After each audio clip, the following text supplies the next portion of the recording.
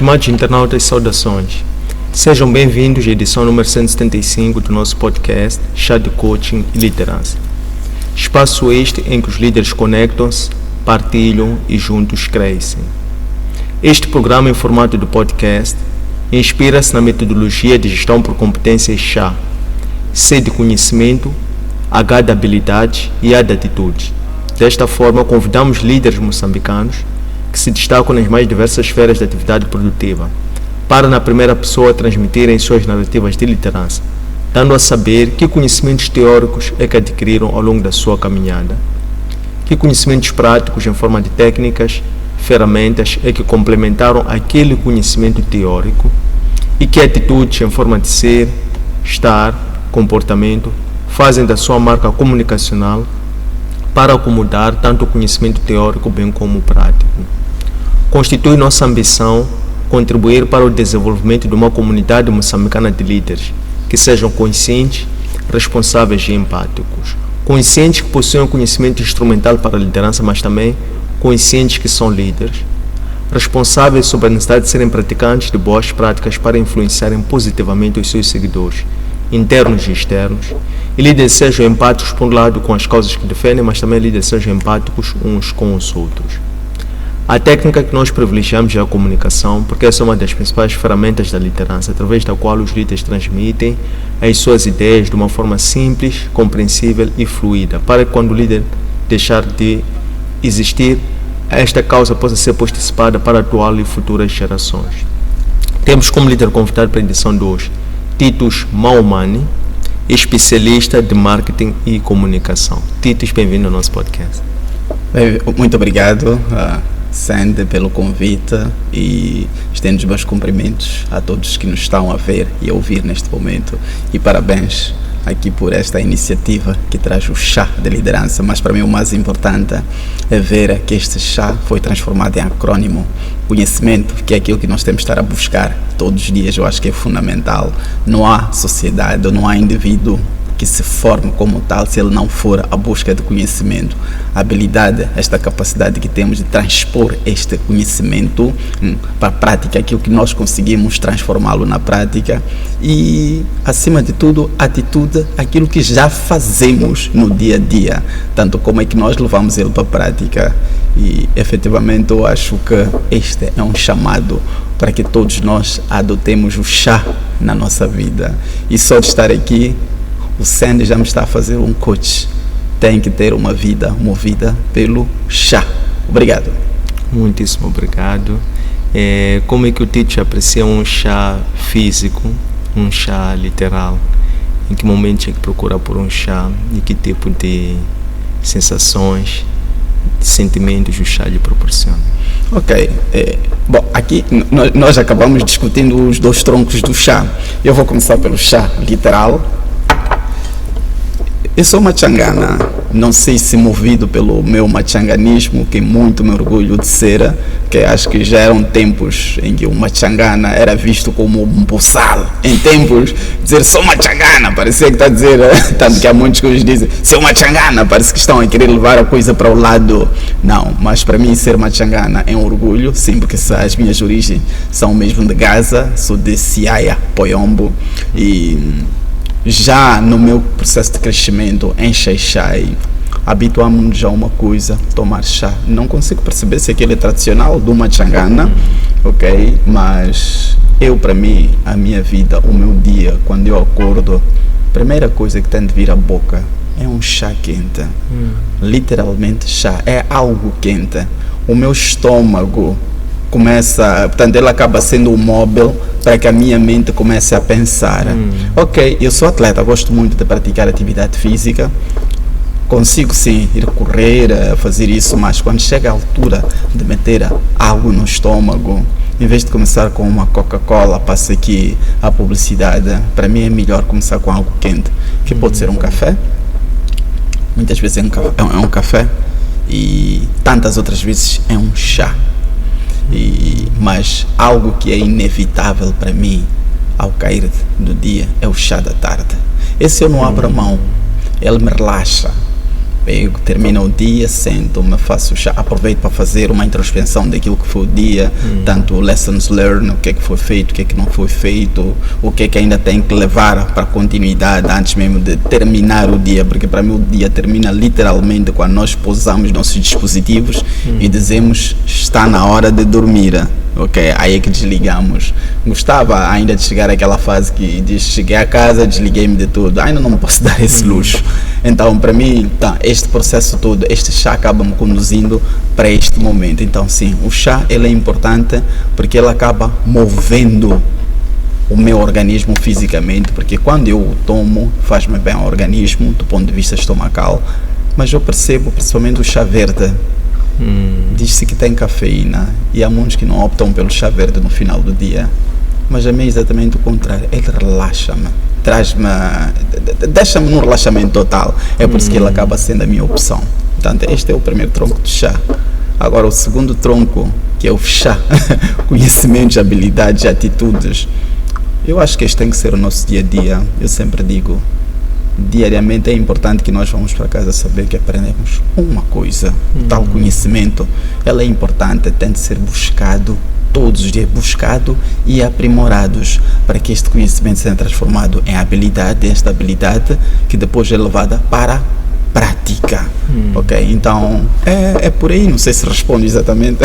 Em grande medida. E qual é a importância de o indivíduo conhecer o seu corpo? Falou de que é atleta e até conseguiu descrever com muita coerência, solidez as várias sensações que tem ao longo do dia, ao acordar, ao fim da tarde, ao final do dia, e como é que se sente, o que é que faz para manter os níveis que pretende ter para poder produzir nos níveis de chá, como estava a dizer. Qual é a importância de a pessoa conhecer-se a partir do corpo? Bom, Sander, eu desde que decidi enveredar para a atividade física, e por sinal foi muito cedo, eu acho que comecei em pleno mesmo com a atividade física de forma assumida, formalmente aos 17 anos, mas já vinha antes.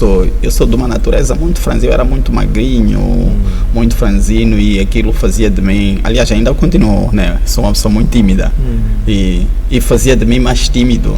E não era só timidez psicológica, mas também física, até porque percebia que, porque eu não tinha força e não era avantajado comparativamente aos outros. Então comecei por um processo de construção física, em que comecei a treinar o meu físico. Não conseguia nem fazer 3 flexões e diariamente comecei a treinar. Colocava-me de joelho, como professor de educação física dizia que as meninas tinham que fazer. Então fui treinando, dei por mim. De joelho já ia fazendo 5 flexões, 10 flexões, até que fui notando que normalmente já fazia mais. Mas percebi uma coisa: quanto mais eu desenvolvia a minha parte física, as minhas habilidades físicas, psicologicamente ia ganhando também mais força. Dei por mim, já era antes de ser bailarino, sim, antes de ser bailarino, dei por mim, já estava dentro de uma academia, corria por aí em diante. E eu percebi uma coisa, que o ato de correr, ele relaxava-me, abria a mente, tanto. E foi numa fase em que o jogging, a ginástica na rua não era tão comum como é habitualmente. A marginal não era esta que hoje nos facilita a vida. Aliás, caminhar para a Costa do Sol parecia impossível naquela altura. Estou a falar dos anos 90. Então, na medida em que eu fui desenvolvendo esta habilidade, entrei para o ginásio, depois da dança, por aí em diante, comecei a perceber que a minha mente relaxava quando eu praticava atividade física. E percebi, sobretudo, porque é uma coisa que eu aprendi a fazer sozinho, sem depender de terceiros, percebi, sobretudo, que quando eu entrava em atividade física, eu me bastava. Mas percebi ainda algo mais, principalmente nos momentos de correr ou de entrar para a academia, em que eu fecho os ouvidos. Como eu digo, quando eu vou correr, eu entro em reunião comigo mesmo. Assim que eu ligo os headphones, ligo a minha música, começo a caminhar, não desligo a mente. Algum debate eu vou ter comigo mesmo. E surge o Titus subconsciente, o Titus consciente, o Titus preguiçoso, o Titus sonhador. Todos vamos nos batendo, os vários Titus vão se batendo. E acredita, essa reunião vai conduzindo aquela atividade física de 30 minutos, de 1 hora, e quando ela termina, 1 ou 2 horas depois, alguma conclusão existe. A melhor caminhada para mim, então, é aquela do domingo, como eu digo, porque ela abre. Eu vou à igreja logo cedo, depois vou caminhar à praia. Ela abre uma semana, porque já me perspectiva para aquilo que eu quero estar a desenvolver durante a semana. Então, para mim, a atividade física acaba sendo a number one por causa disto. Ela acabou me permitindo superar diferentes momentos de frustração e depressão.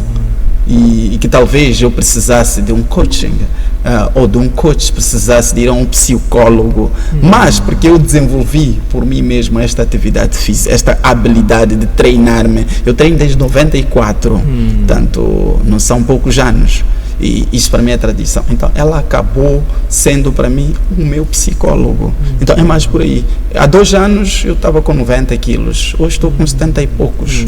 Consegui em cerca de 3 meses perder 10, 15 quilos. Já quem me vê na rua até pensa que eu estou doente, mas eu sinto-me leve, sinto-me bem comigo mesmo.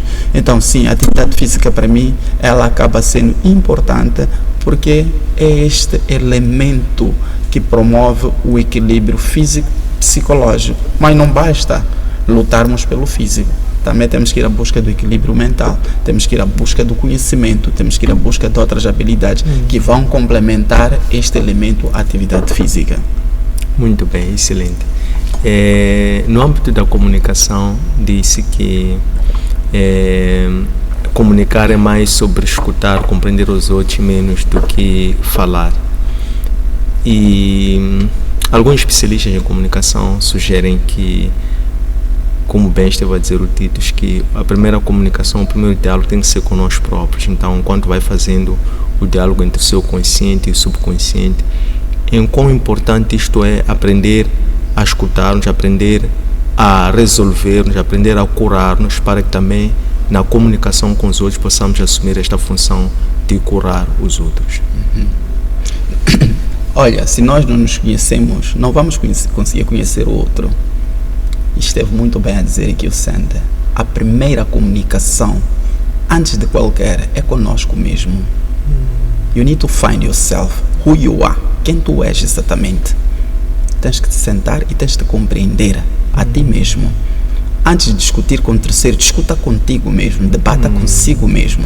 Perceba exatamente a tua essência. Pelo menos esta é a minha maneira de ser. A solidão pesa, é verdade, mas ela às vezes é importante, porque permite-nos ou dá-nos este espaço de reflexão conosco mesmo, de debate, de comunicação interna. Agora, quando tu és capaz de te conhecer, quando tu és capaz de te compreender, aí já tens mais facilidades, ou pelo menos tens mais pistas para, ao lidar com os outros, teres meios de ponderação. Porque se tu tens capacidade de ponderar em algumas coisas ou em alguns elementos, também consegues ponderar em elementos dos outros, porque aprendes a lidar com as tuas virtudes, defeitos, fraquezas, entre vários outros, e percebes isso nos outros. E, sobretudo, o elemento expectativa. Muitas vezes nós corremos com milhares de expectativas sobre os outros. Esquecemos que também temos expectativas conosco mesmo. Se nós não conseguimos cumprir com as nossas próprias expectativas, por que vamos cobrar expectativas aos outros? Portanto, a base de tudo isso é a compreensão, ou seja, comunicação. Não é por acaso que o processo de comunicação, ele é claro. Há uma mensagem que é emitida dentro de uma linguagem, usando um determinado canal, que chega a um receptor, e temos de ter certeza que aquele receptor percebeu aquela mensagem. E como é que nós percebemos isto? Através do feedback. Quando não há feedback, não há comunicação. O feedback, ele pode se manifestar de diferentes formas: expressão facial, atitude, silêncio, grito, seja lá como for. E conosco mesmo também existe, todo esse processo existe conosco mesmo, percebe? Este processo todo de comunicação, esse ciclo todo, que também acontece conosco mesmo, e é um feedback conosco mesmo, que é aquilo que nós vamos fazer depois daquele processo, é o tal conhecimento. Então sim, é fundamental a comunicação. De facto, eu acho que ele é um dos elementos chave da humanidade. Sim. Excelente. Qual é o grande poder, o segredo de comunicação que os grandes líderes que tenham realizado uma certa revolução, por exemplo, Nelson Mandela, Mahatma Gandhi, Madre Teresa, Martin Luther King. Qual é o grande segredo de comunicação que estes líderes têm enquanto comunicadores, que o Tito pode nos ensinar? Essa questão é muito complexa. Depois teve aqui a trazer uns pesos pesados que eu acho que em várias gerações lá à frente vão continuar a ser citados. Mas eu acho que acima de tudo é o propósito. Eles perceberem exatamente o que eles querem. Nelson Mandela, ele passou por várias coisas. Ele era uma coisa e viu, não concordou, percebeu a injustiça e disse não. Mas provavelmente a sociedade dele na altura, vários estivessem conformados com aquilo. Mas ele dizia não. E olha que ele era formado, ele era jurista. Podia ter levado a vida, podia ter se desligado de tudo e dizer, opa, não tem problema, este branco que oprime trabalha comigo, não é? Tenho o meu escritório, estou a viver, tenho a minha esposa, estou a viver, não quero saber de nada, eu vou viver a minha vida, vou continuar. Mas ele disse, não, eu quero uma sociedade livre, onde o branco e o preto têm a mesma expressão, a mesma oportunidade. E passou a lutar por aquilo. Já teve uma prisão, saiu, voltou ainda mais forte.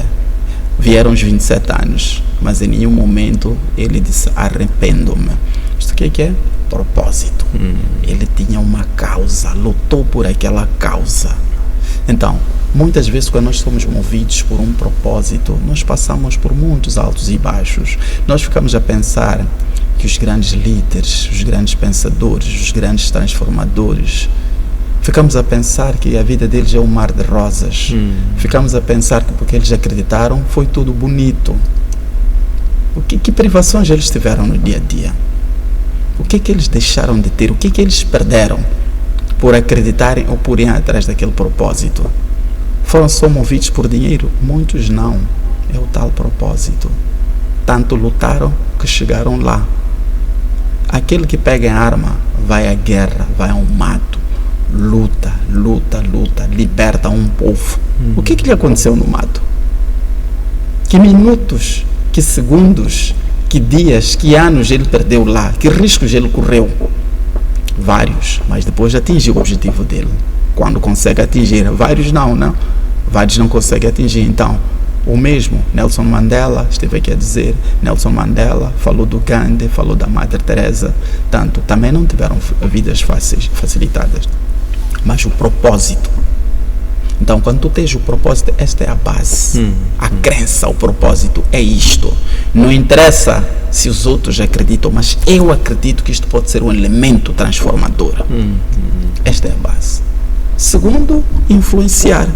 Pegar no teu propósito, lutar, atitude.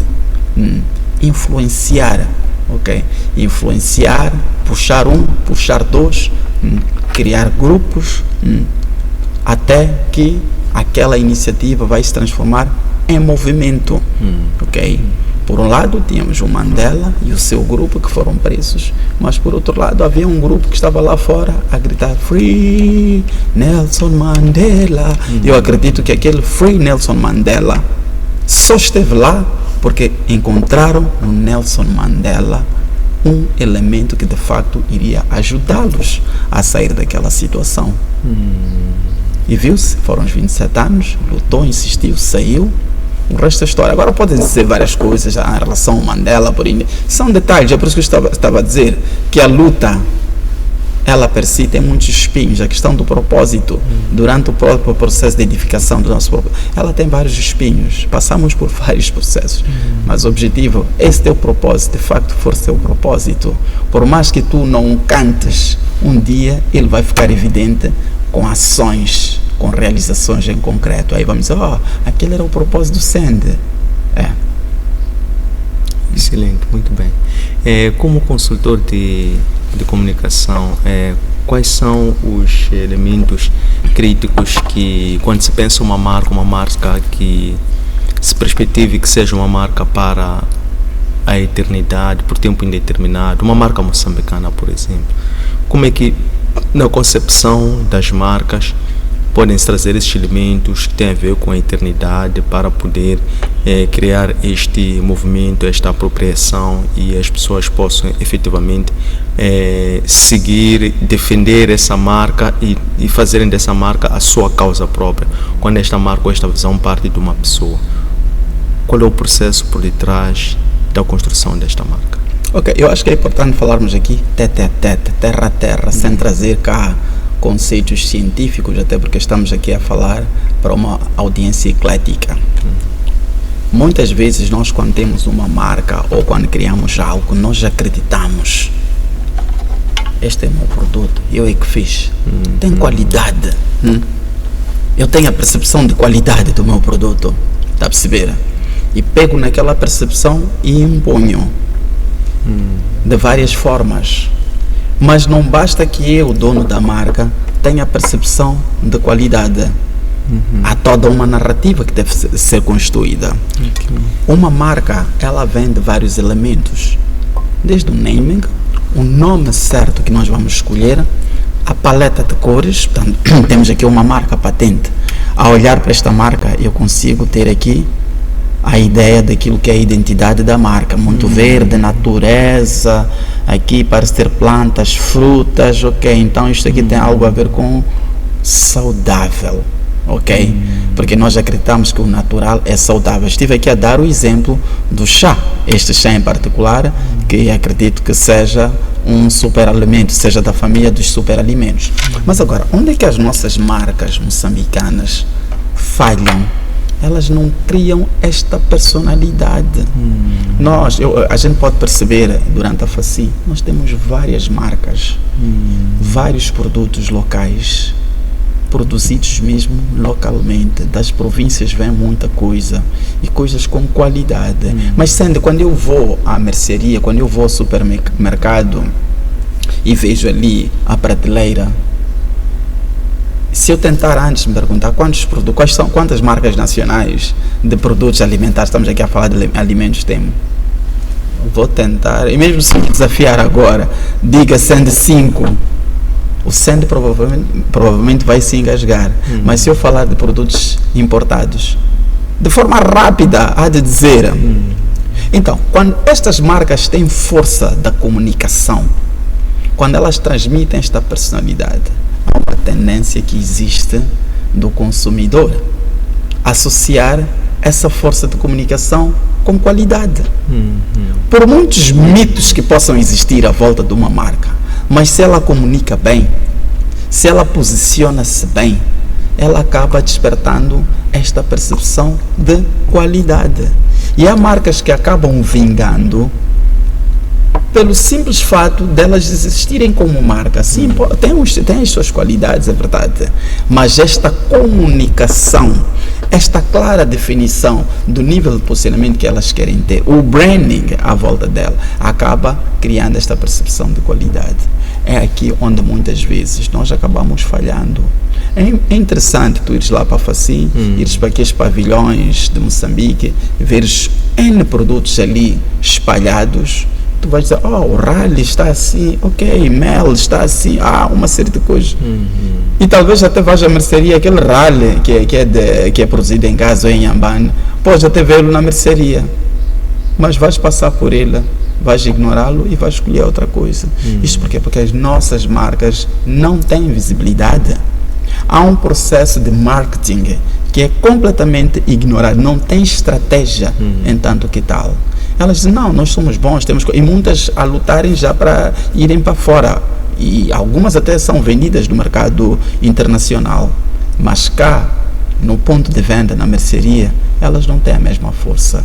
Então, quero eu acreditar que é preciso vestir todas essas marcas também com elementos sólidos, básicos de marketing e premissas básicas de branding. É a partir daí onde elas vão conseguir ser ou seja, quando digo vão conseguir, diante destas prateleiras de supermercado, serem marcas locais. Eu tenho um sonho ir à prateleira ou ir à mercearia, perceber que o produto nacional, indubitavelmente, ele é preferência número 1. Eu compro porque é nacional. Mas não é só porque é nacional, porque percebo nele qualidade. Apaixonei-me, acredito, tem força. E é meu, é local. E aí vou ignorando os outros. Então, eu acho que aqui é nisto que nós, os profissionais de marketing, acabamos não tendo este campo de ação, porque apenas as marcas internacionais que estão cá, elas já trazem essas estratégias fortes e acabam abafando as nossas marcas locais. É preciso repensar nessa estratégia. Produto nacional, como é que ele é comunicado, como é que ele aparece e como é que de facto ele poderá conseguir ter uma melhor percepção ou ser uma melhor preferência comparativamente a outros. Mas é uma questão estratégica que tem que ser muito bem vista, tem que ser definida, tem que ser discutida e implementada, sob o risco de o produto internacional continuar a ser preferência número 1 e o nacional está lá, talvez a lutar para chegar a outros mercados ou atingir nichos menores. Excelente. Falou muito bem aqui do produto nacional e sendo que há falta de uma coerência em termos de branding, identidade de marca, dos produtos que compõem o produto nacional e na ausência de uma estratégia da marca moçambicana. Quais são os elementos de força que nós temos como país, como nação, que poderiam sobressair, poderiam salientar na prototização de uma marca nacional, que a partir daqui várias outras marcas ou produtos poderiam buscar inspiração para poderem, depois daqui? Eu acho que em primeiro lugar, Sandy, é importante que nós percebamos, o benchmark é uma coisa muito importante, mas muitas vezes ele é ignorado. É preciso perceber o que os outros estão a fazer e estão a fazer muito bem. Esse é o primeiro ponto. Segundo ponto, quando tentamos pensar de forma isolada, as coisas também não acontecem. É preciso unificar, é preciso transformar e fazer disto um movimento. Começou muito bem há anos atrás o Made in Mozambique, ok? Mas não sei como é que está o Made in Mozambique, mas a força que o Made in Mozambique teve há 15 anos por aí em diante, certo que não é a mesma agora. Então é preciso transformar mesmo isto aqui numa força. Mas acima de tudo, vamos lá despertar a consciência. Nós temos o hábito, o marketing, a comunicação, são coisas muito traiçoeiras, Sandy. Como eu sempre digo, o marketing é feito de forma intuitiva e também científica. É científico quando é feito por profissionais e percebe as premissas básicas do marketing. Ele pega nelas e implementa. Agora ele é intuitivo porque ele é inerente à natureza humana. É que nem a defesa pessoal. Se eu tento agora desferir um golpe para si, de forma natural vai tentar ou esquivar ou defender-se, porque é inerente. E o marketing está presente em todos nós. Acordamos, pensamos em fazer alguma coisa, amanhã temos uma ideia de negócio, ok, temos que dar nome, sim, mas depois tem que arranjar alguém para fazer logotipo, ok, não, vamos lá abrir uma página de redes sociais, Facebook, sim, vamos meter lá um cartaz, está a perceber? Uma série de coisas ligadas à área de marketing, mas que achamos que nós podemos fazer. É o que acontece muitas vezes com a produção local, com os produtos nacionais. Eles vão surgindo. Temos nome, criamos logos, arranjamos uma embalagem porque tem que ter uma embalagem. Depois, a nossa maneira, lutamos para colocar no mercado, entre vários outros aspectos. Estratégia que é bom, não. E a estratégia, ela é desenvolvida com pessoas especializadas para isto. Não temos de ignorar. Olha, nós estamos numa fase em que o empreendedorismo está cada vez mais crescente. Como eu disse, como tenho estado todos os dias a dizer, cada um de nós tem sempre uma ideia de negócio na cabeça. Cada um pensa, ainda que tenha emprego, pensa em fazer alguma coisa para ganhar dinheiro, em ter algum backup, em criar algo, deu nome, registrou, não registrou, implementou, não implementou, sonhou. Há sempre lá. E há vários outros negócios que, de facto, vingam, acontecem. mas tantos outros acabam emperrando a meio do caminho. Isto por quê? Porque muitas vezes não observam estes princípios básicos do próprio processo de construção do negócio, do próprio ciclo de vida de um produto. Temos que ver em que estágio estamos, como é que vamos fazer. Então, esta questão da marca nacional é a questão da marca, estou a falar marca, tem que ser profissionalizado. A percepção do que é marca tem que ser visto de forma profissional. A partir do instante em que nós pensarmos de forma profissional, também vamos conseguir dar uma abordagem profissional e conseguir chegar à mente do público. Mas esta crise é geral, percebe? É cultural, é alimentar, é política. Nós temos este problema de marca Moçambique como um problema geral. Não se circunscreve apenas a produtos alimentares. Não se, a vários níveis mesmo. Então, temos que repensar a forma como nós abordamos a marca, a forma como despertamos o patriotismo, o gosto pela nação, o gosto por aquilo que é nosso. Depois disso, depois de repensarmos, aí sim, vamos dizer assim, repensamos e o caminho é A, B, C e D. Então, o ponto de partida para mim é este, criar um movimento. Se não formos um movimento, propósito, falamos um bocado de propósito. Este tem que ser um propósito, ok? De alguém. Quem? Opa, não sei. Mas é a partir daí que vamos conseguir chegar mais à frente. Muito bem. Há pouco falou-nos de um dos sonhos que carrega, que é de entrar nas várias praças e nas prateleiras ver produtos, marcas moçambicanas. Qual é o sonho dos sonhos que tem a forma de propósito de vida? Já que agora, por exemplo, falou de um dos muitos propósitos que nós temos. Se cada ser, cada indivíduo pode ter um seu propósito único, específico, individual, tendo em conta aquilo que são as suas habilidades naturais, a sua paixão, aquilo que os outros classificam, reputam como fazendo de uma forma superior do que os outros. Qual é, no caso do Tito Maumani, o seu propósito?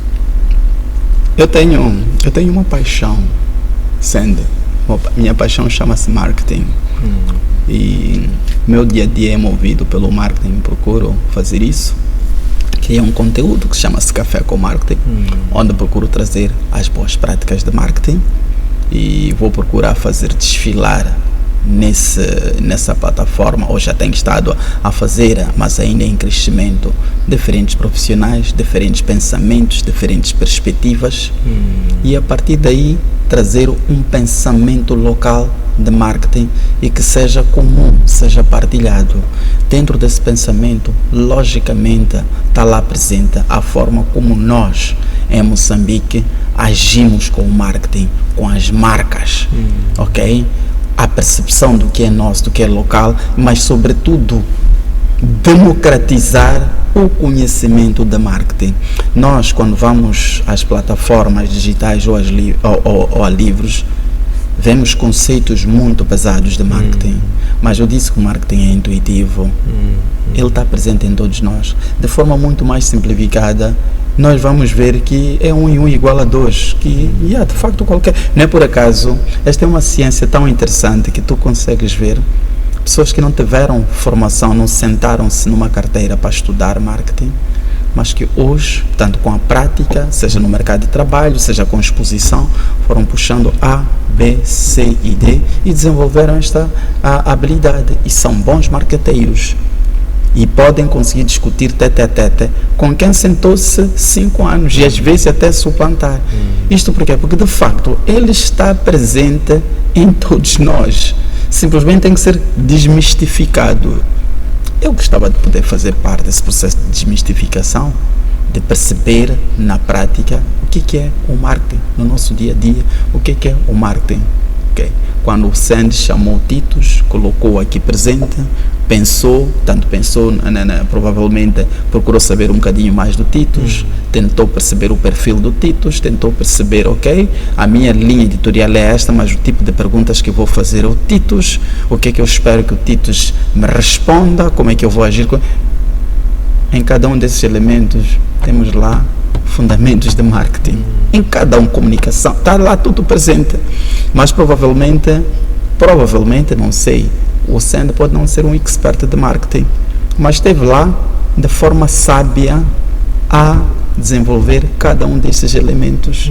Está lá o marketing. Então é preciso que a gente democratize este conhecimento e cabe a nós, os praticantes, desenvolver esta literacia. E só assim é que eu acredito que vamos chegar a este produto nacional que está na prateleira, seja vestuário, seja alimentação, seja conteúdo audiovisual, seja lá o que for. E é a preferência número 1. Moçambique tem que estar em primeiro lugar para todos nós. É aquilo que é nosso ainda mais. Aquela paixão que temos quando os mambas estão em alta, marcam um golo, até o bebê de 3 anos grita golo, porque está a ver toda a gente alegre. Tem que ser com tudo local. Muito bem. Se houvesse algo que gostaria de mudar em seu overnight, o que seria? É mim. Essa questão é muito complexa, mas é interessante. Há uma coisa que aprendi a desenvolver nos últimos tempos, que foi procurar entrar para o mundo do autoconhecimento. Ele é fantástico. Ele é uno, ok? Então tive alguns eventos da vida que me fizeram tentar entender melhor o que é o autoconhecimento. Tudo começou pelo estoicismo, né?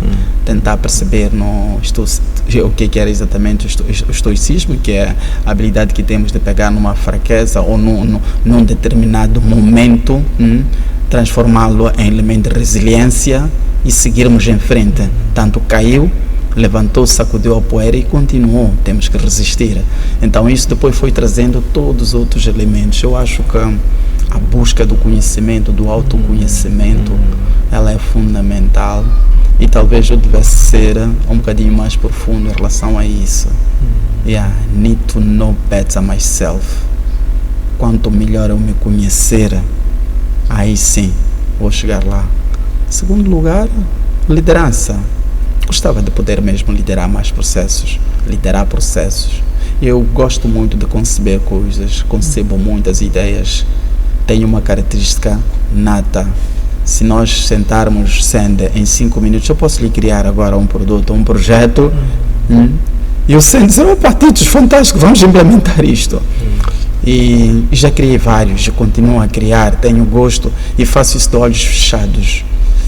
E alguns desses projetos já foram implementados, estão a ser implementados, muitos com o selo do Titos, vários outros sem, mas o fato deles estarem a ser implementados, para mim, já deixa-me muito, mas muito feliz. Mas não basta termos vários projetos, pode ser 2 que ao serem implementados estão a ser muito bem implementados, com a sua caligrafia ou não. Quando digo caligrafia, com o seu selo, na verdade. Sim. Com o seu selo ou não. Então, um dos meus maiores sonhos é esse, continuar a criar coisas que de facto sirvam para fazer diferença no nosso mercado, na nossa sociedade. Fazer mentorias destes processos. Não basta só criar, é preciso também levar para a implementação. E, como eu disse, tenho o prazer de estar sempre a fazer isso e acredito que eu vou continuar a fazer isso.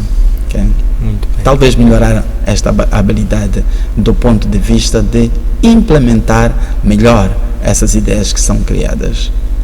Muito bem. Qual é o livro que leu que mais lhe impactou, que está num ponto estratégico na sua prateleira e não se importa de ler outras vezes? Sabe, quando eu entro para eu não sou expert em autoconhecimento, mas há uma coisa que despertou-me. Eu vinha vivendo um episódio já muito longo da minha vida, mas que a dado passo teve que haver um break e era preciso tomar a decisão de continuar ou não, mudar ou não mudar, estar ali, arriscar manter a mesma vida para frente ou não. Mas alguém recomendou-me de forma muito insistente. Primeiro deu-me foco, há um livro que eu foco, mas depois a pessoa insistia, não, lê lá, quem mexeu o meu queijo? Lê lá, quem mexeu o meu queijo? Um livro curtinho, deve ter 45, não sei se chega a 50 páginas. Quem mexeu o meu queijo, o que é que isto tem a ver comigo? Mas um dia desses parei, sentei-me, li aquele livro e a decisão de ir em frente entre os dois principais atores daquele livro, porque pode-se perceber, há um que acreditou na mudança e foi embora, e o outro acreditava que ainda no passado poderia encontrar aquilo que queria. No fim nem interessou qual foi o fim daquilo que ficou no passado, não quisemos mais saber, mas sim em quem acreditou na mudança. E acredite, Sandy, quando terminei de ler esse livro, a mente ficou iluminada. Nem que se passem 20, 30 anos, nunca vou me esquecer daquelas horas, porque li aquilo em poucas horas, talvez em menos de 24 horas. Poderia até ter lido em muito menos, porque o livro tem ação, tem movimento. Ele é pequeno, mas tem muito movimento. Who Moved My Cheese? Então, este é o primeiro que me chamou muita, mas muita atenção. Ok, há vários outros também muito bons, é verdade, Mais Forte que o Diabo, O Poder do Subconsciente, entre vários outros também que poderia estar aqui a citar.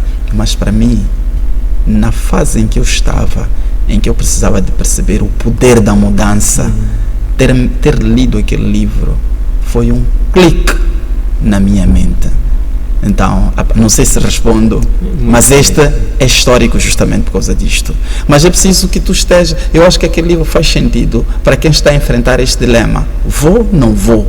Mas quem está estabelecido, bom, pode ser só mais um livro. Mas para mim foi diferente porque ele impactou.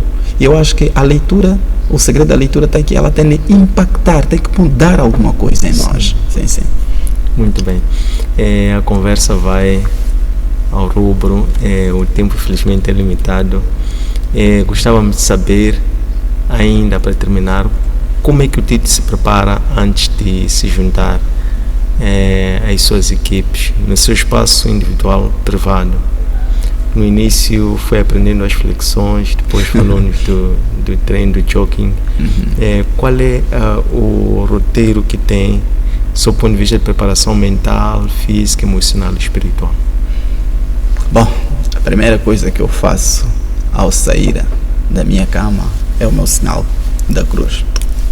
Agora mesmo, antes de entrar aqui para o nosso estúdio, este para mim é um ritual mesmo, mas às vezes a gente, quando vê o preto a fazer isso, mas nós notamos que o jogador de futebol, quando ele anda, o branco principalmente, quando ele anda para o campo, ele até toca ao chão, depois, é normal quando ele...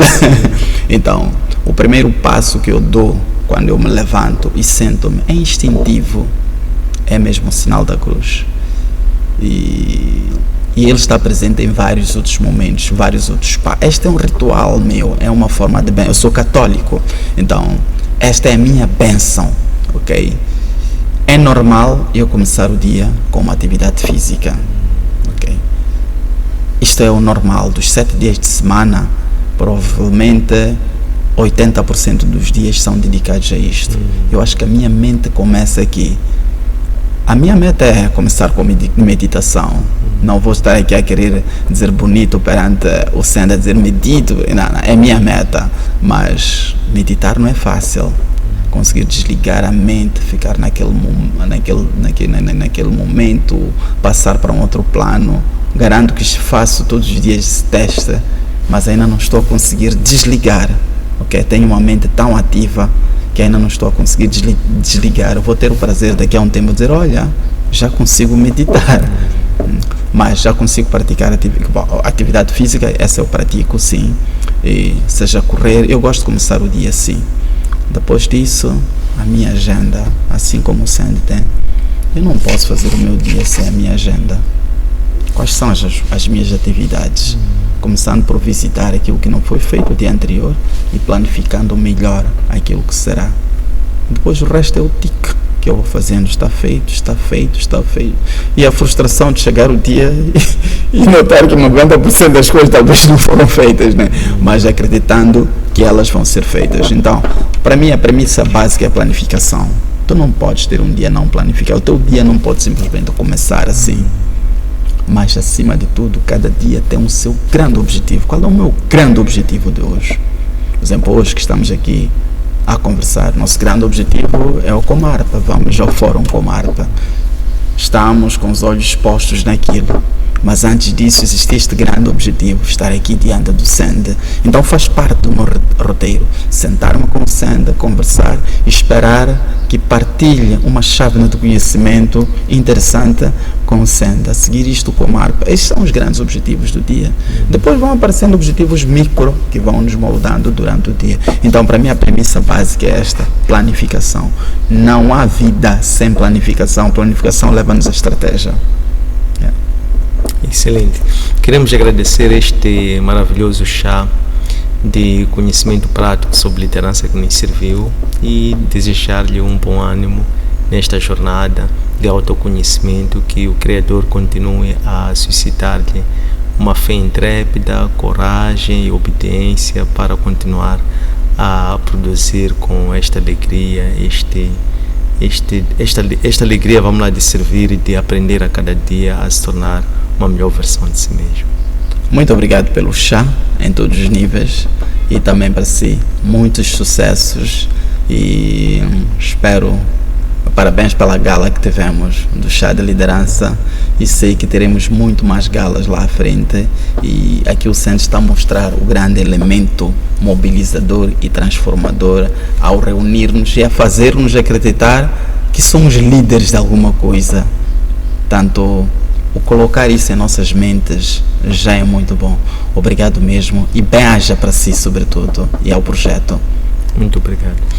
Estes conteúdos encontram nossos arquivos digitais, nossas páginas de Facebook, de Instagram e de YouTube, Antônio Sende LDA, nosso aplicativo para plataformas Android, LOApp, e nosso webpage www.academiaservo.com.